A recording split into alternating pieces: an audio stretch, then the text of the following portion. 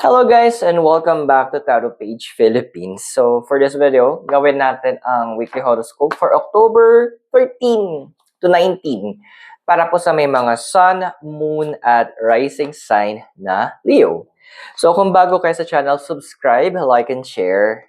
Kung hindi mo alam kung ano yung Sun, Moon at Rising mo, importante kasi siya. Sa end ng video, meron tayong link para dito para mapanood mo. Tandaan na readings are for guidance purposes, so use your free will wisely. At kung nais niyo po magpa-schedule ng private readings or spell works or you want to send a donation, Gcash, Maya, you can use the details sa description natin or you can use the thanks button sa baba. So, kamusta ka ba, Leo? So, we have here the Seven of Cups. Yun. Minsan, Leo, wag natin masyadong pakinggan yung feelings natin, yung nararamdaman natin. Why? Kaya, di ba may kasabihan nga, kaya nilagay yung isipan mas mataas kaysa sa puso. Kasi dapat ito yung tumutulong sa ating mag-lead. So, this is a moment na the universe is advising you. Be logical sa mga approaches mo. Andoon na, kumbaga piliin mo kung ano yung uunahin mo. Ano yung mga priorities mo in life. So, the Seven of Cups is actually advising kasi madami ka ngayong kailangang asikasuhin, madami ka kailangang, kumbaga, deadlines, appointments, commitments, so madami. So, andito siya sabi ng cards, huwag mo na may overwhelm yung sarili mo. Sabi nga, choose your battles wisely. Huwag mong pigain yung sarili mo na, ay, ganito dapat unahin. Pagsabay-sabayan. Yes, there are some tasks na pwede mong pagsabay-sabayin. Pero, be sure that yung quality, andun pa din. Kung hindi kaya, focus on one task muna. Isa-isa lang. Huwag mo na tayo nagmamadali masyado. Wala man humahabol sa'yo. Now, since medyo busy nga schedule mo, so ano ba yung cross sa'yo? We have here is the card of the Temperance. Alam mo, medyo bad timing ito mga nasa paligid mo, ha? Kung kailan medyo andoon na para ka ng tarantang itik, doon pa sila nag-decide na maglaro tayo ng tanga-tangahan.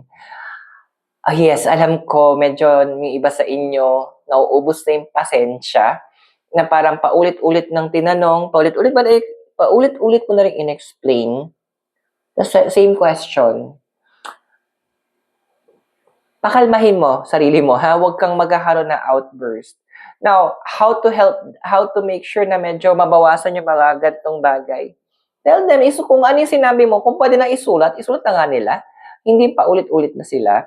And andoon na baguhin mo na approach mo. Let them also, mahirap man, pero let them create mistakes. Kaya mo magkamali sila. Kasi sa ganun parang sa kanila sila matututo eh.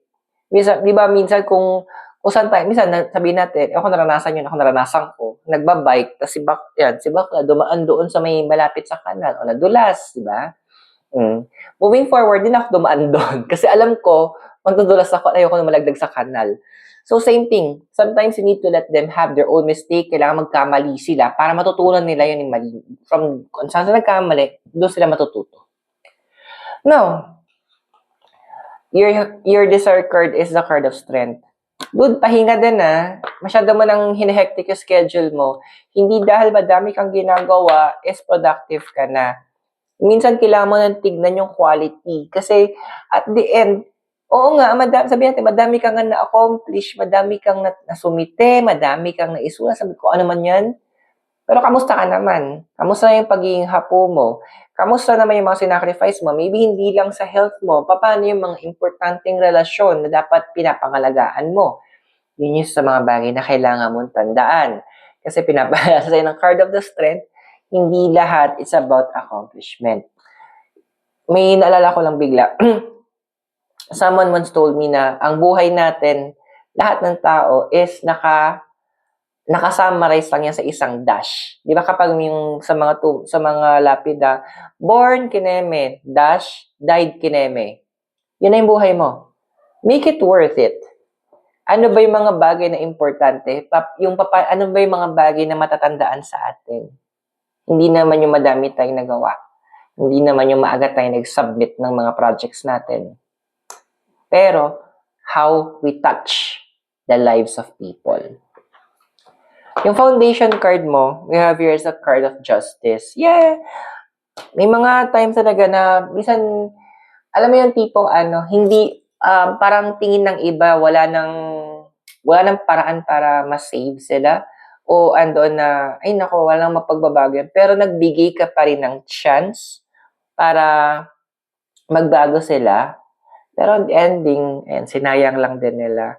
Yes, andun yung point na nakapanghinayang. Kaya nga, yun yung papasok eh, yung dito, pipiliin mo din yung mga tao na paligid mo na kung sino yung talagang kailangan ng tamang guidance, ng tamang atensyon, ng tamang tulong. Kasi nakakapagod na parang, or masakit sa dibdib na makita mo yung opportunity na binigay mo para maayusin yung sarili nila is napupunta lang sa wala.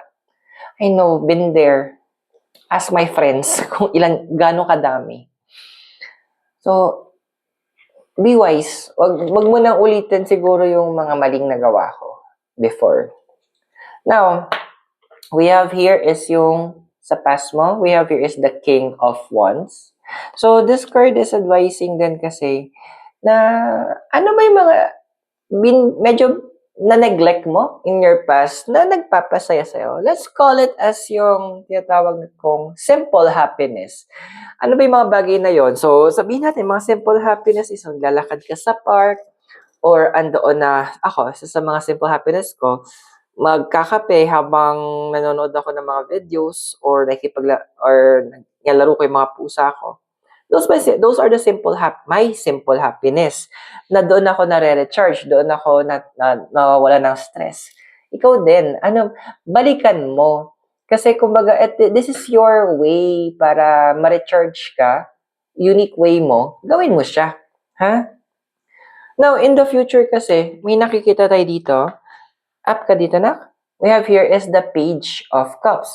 So, medyo hindi to para sa lahat pero if you are in a relationship, or sabihin na lang natin na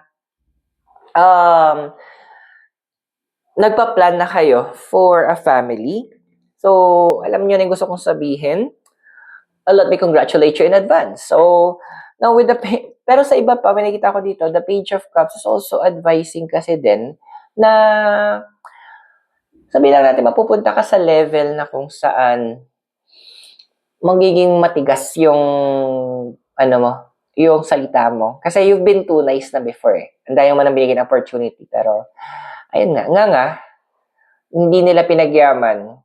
So, andito ngayon para magkakaroon ka na ng category or siguro parang pang-filter mo kung sino na yung tutulungan mo para magkakaroon ka na ng, may mga ganun ka ng approaches para hindi ka naman nauubusan kasi nakakapagod din eh. So, kung nakaka-resonate ka sa reading, I would request na subscribe, like, and share mo na din. Pero for now, tuloy natin yung reading mo and say hello po kay Cinnamon. Ayan. Okay, so Cinnamon, sinundan ako pa uwi. Ayan. Okay, so sa emotional environment mo, we have here is the Page of Wands.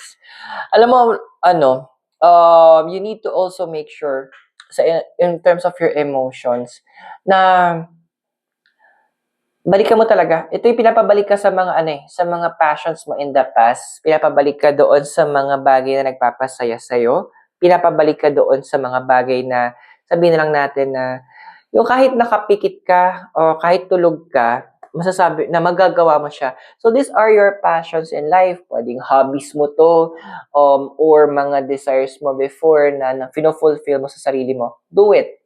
Kasi ito yung, kumbaga, ito yung tutulong para mas ma-sharpen at mas maayos yung emotions mo. Now, with the physical environment mo, we have here is the Page of Ace of Cups. So, this card is advising na there will be new connections na parating. So, andito na yung disconnections. Magiging helpful siya along the way sa pamamaraan na yung parang ganito eh. Yung, uy, may kilala, ako yung naghahanap ka ng, sabi natin, mag-aayos ng sapatos. Ay, may kilala ako, ganito, marunong. So, this person is para magiging middleman sa mga tao na kailangan mong ma-meet at makasalamuha along the way. So, build those connections properly And andoon na, you will be able to utilize it very in the near future. Your hopes and fears, we have here the Emperor. Well, so for leadership, ang dami sa inyo who is targeting for leadership position, medyo mag-prepare na rin kayo. But for those who will be in, kasi may kasabihan there is an authority behind the power. So yung sa mga naman, iba dyan na magiging advisors kayo ng mga nasa authority, give proper advices. Kasi hindi sila magtitiwala yan sila sa'yo kasi alam nila na alam mo yung sinasabi mo. So, be mindful sa mga advices mo. Because in the near future, we have here the Ten of Cups. What I'm saying kasi, dahil magiging focus ka doon, medyo in terms of emotion, magsasubside. So, andoon na parang ang labas mo, tingin ng mga tao, parang masungit ka naman, ang hirap mong pakisamahan. Pero totoo, hindi ka masungit, hindi ka mahirap pakisamahan. Nahihirapan lang sila na kontrolin ka, nahihirapan lang sila bigyan ka ng impluwensya para magawan or mahuthutan ka nila ng kung ano mga opportunities or blessings na meron ka. So, it's okay. Hayaan mo silang mag-isip ng ganon. Sila may problema, hindi naman ikaw. So I hope nakatulong yung readings. Those are for guidance purposes. Use your free will wisely. And if you're new, subscribe, like, and share. So guys, maraming salamat sa iyo. God bless. Namaste, Hare Krishna, blessed be. And hope magkita tayo sa mga next videos. Mula po dito sa Baguio City, kasama po si Cinnamon Roll. Desiro, kita tayo sa next video. Bye!